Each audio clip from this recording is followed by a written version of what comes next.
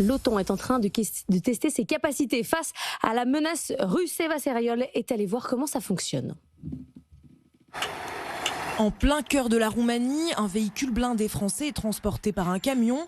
Il a été amené à bord de l'un des 11 trains qui acheminaient des blindés.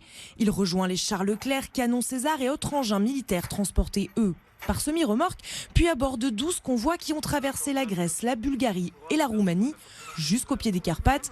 Tout ce matériel a été rejoint par 1500 militaires de la 7e brigade blindée via 5 avions de transport militaire. Ils viennent s'ajouter au contingent permanent de l'OTAN sur place de 1200 militaires français, belges, espagnols et luxembourgeois.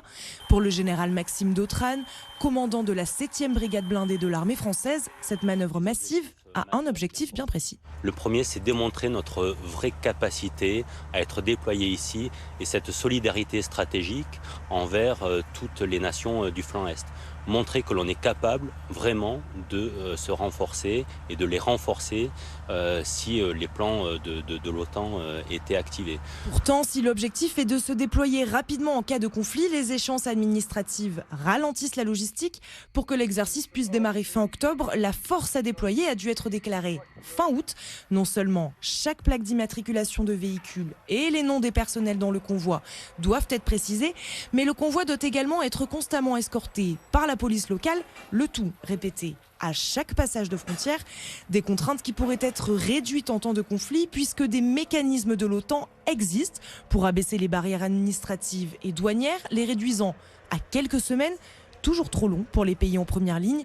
Pour espérer être plus efficace, la clé réside aussi dans l'identification des infrastructures sur place, comme le détaille le général Maxime Dautrane. Par exemple, les bataillons que je commande ont fait des reconnaissances terrain préalables pour voir la classe des ponts, l'état des routes, savoir comment sont les rivières. Et moi également, je suis allé faire ces reconnaissances terrain, mais également avec mes homologues roumains, pour faire cette coordination et puis pour savoir comment le mieux déployer ma brigade. Pour accélérer, l'Union européenne prévoit d'adopter d'ici la fin de l'année un paquet sur la mobilité militaire qui pourrait permettre d'obtenir de la part d'un pays de transit un droit de passage en 5 jours, voire 3 jours ouvrés.